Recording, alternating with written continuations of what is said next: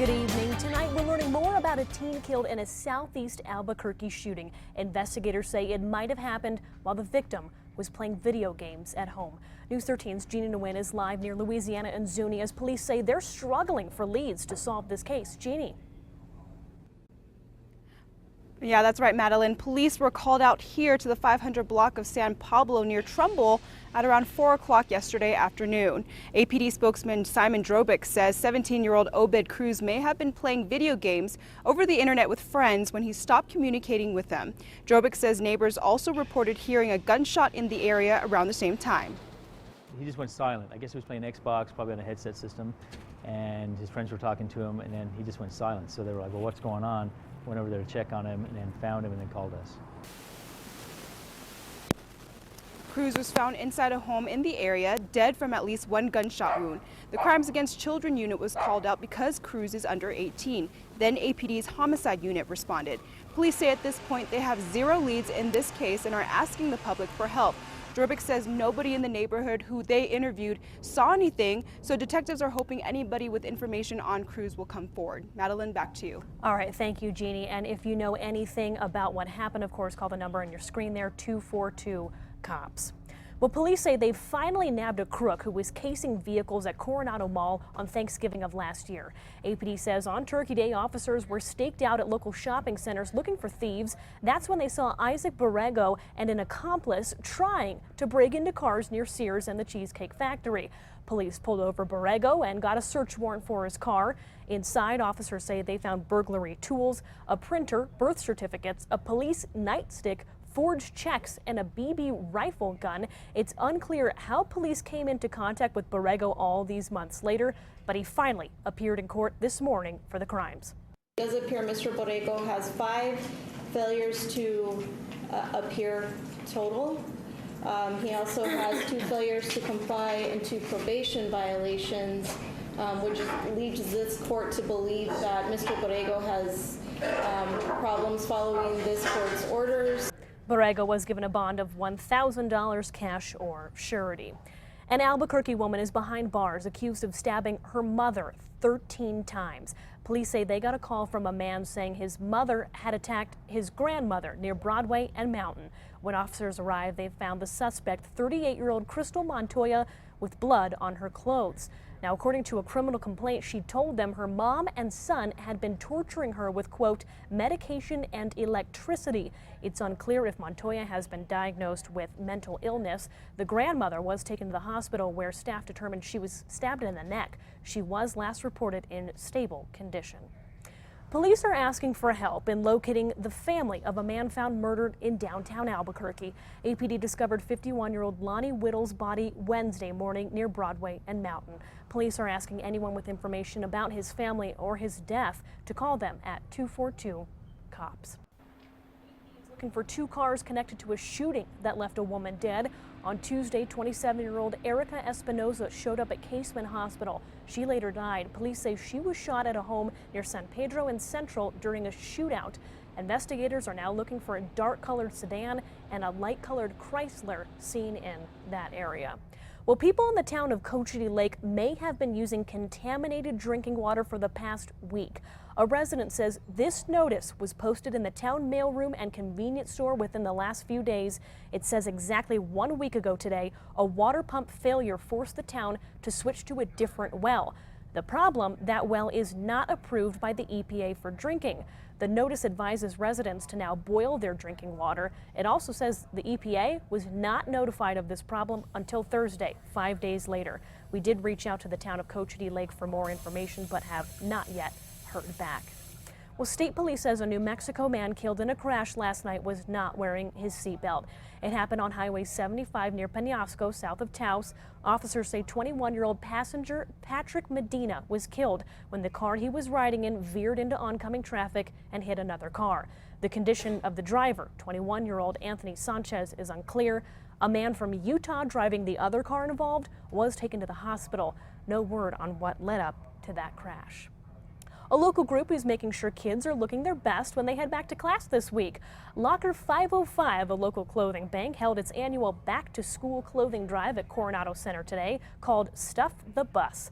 On top of fresh new threads, the organization also collects hygiene items, books, and toys for kids in need, many of whom are homeless or living in difficult circumstances.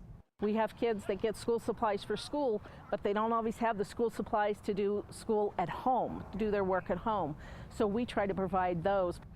Today's drive already wrapped up, but if you're interested in donating any new or gently used items, you can head to locker505.org, and we posted a link at alwaysonkrqe.com to that.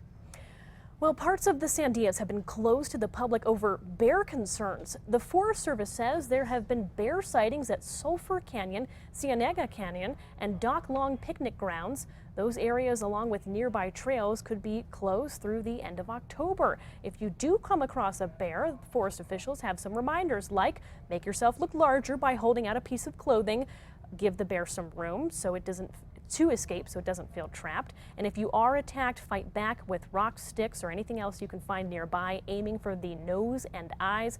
And of course, never get between a mama bear and her cubs. There's those tips there. And happening now, downtown Summerfest is getting underway in Albuquerque. The free event runs until 10:30 tonight at Civic Plaza, featuring local food, handmade goods, and of course, music. Headliner Dennis DeYoung of Styx hits the main stage at 9. For more information, head to alwaysonkrqe.com. And of course, the big question is it a good night, Kristen? Yeah, for the most part. I mean, it is monsoon season, so it's kind of hard to So you never know, right? Storms. Yeah, so we have a good idea. Let's go ahead and take you to radar to show you what we're looking at. Satellite radar as of right now showing quite a bit of activity scattered across the state. Lots of lightning, lots of heavy rain. So let's zoom this down and take it over the southwestern corner. You're going to notice that line of storms coming out of Grant County and pushing into Sierra County. There's actually a flash flood warning here underneath some of those storms. They're packing in heavy rain. We also have lightning there. Please be very careful. You can kind of see that little outline there of the warning. Also a flood advisory underneath this storm cell right here. So this is going to be something to watch for. We're nowhere near done with these storms. We got a lot more headed our way later on this evening. Some storms popping up out closer to Socorro, even Alamo. Looking at light, moderate rain as of right now, and even Chavez County getting in on some of those storms. They're pretty hit and miss across the entire state. Albuquerque not looking at anything in the way of significant storms yet, but there is that isolated potential through tonight. Temperature is not bad. If you are headed to Summerfest, do know it's going to be warm. 84 degrees here in the metro, 86 in Farmington. Then we have those 70s and 80s this evening out across the southern half of the state. Much warmer than where we were yesterday, no doubt there. 20 degrees warmer in Santa Fe, up by more than 10 in the metro. And you can see all that orange there indicating it is going to be a warmer night ahead of us. Eventually landing back down to the 70s overnight and then briefly getting into the 60s waking up tomorrow morning. So if you have plans Sunday morning, I think we're going to be okay. Most of these storms and showers will fade out even by the 10 o'clock hour. There's far less activity than what we have out there now. As we take you into tomorrow morning, cloud cover certainly exists, but tomorrow afternoon, more storms and showers, and this is going to be something to watch for as there is potential for some of those stronger to severe storms. Most of what we have out there tonight is not going to be severe. We'll be watching for spotty to scattered storms and showers anywhere possible, but the mountains certainly look to be favored. Tomorrow, it's the northeast that we're going to be watching for the possibility of those severe storms, hail, lightning, heavy rain, all possible within those storms. Elsewhere, we've got more spotty to scattered storms. And keep in mind, tomorrow's activity should be a little bit greater than what we had today. By Monday, drier air punches in from the west, and this is going to scoot that moisture out. So Monday and into early next week actually looks to be much drier. But when it comes to the main focus here, although there's just a general risk of storms today, by tomorrow, they have extended that marginal risk into northeast and east central New Mexico. So that's going to be something to watch for those of you closer to the eastern state line. Let's take you a little closer to home. Southern Colorado looking at 40s and 50s overnight. Tomorrow in the 80s. A few spot storms, but not quite as active as what we had earlier this week. Northwest, same kind of thing, isolated at best with tomorrow's storm activity. High temperatures in those low to upper 80s on Sunday. We do continue with those numbers into early next week. And the Southwest looking at 50s and 60s overnight with some spotty showers lingering late. Tomorrow, some spotty storms, high temperatures back to the 80s and 90s. As we take into the southeast, some showers later on tonight, and then we'll likely see more of the same come Sunday and Monday. Our temperatures in the 90s for most lower locales. Northeast looking at 50s and 60s tomorrow morning. Some spotty storms expected tomorrow, and again, watch for the severity of those storms. We'll send out alerts if they do turn severe. Northern Mountains looking at 40s and 50s tonight into tomorrow. High temperatures on your Sunday likely to hit the 60s, 70s, and 80s. Santa Fe at 81 with some spotty to scattered storms. East Mountains 50s and 60s tonight with some spotty showers lingering. Tomorrow likely to see a few more of those storms and high temperatures in the 80s for your Sunday. Metro area looking at high temperatures in the low 90s. That's something you're going to notice over the next coming days, that it is getting warmer. We still have some spotty to scattered storms possible for your Sunday tomorrow. Spotty storms left over on Monday, and then because of that drier air punching in from the west, we're going to see a lot more sunshine Tuesday through Friday. High temperatures above average in the low 90s with those mid 60s overnight. So of course we'll post that forecast online. If you have any questions, you know where to find me. All right, well, thanks so much for joining us tonight. Have a great night.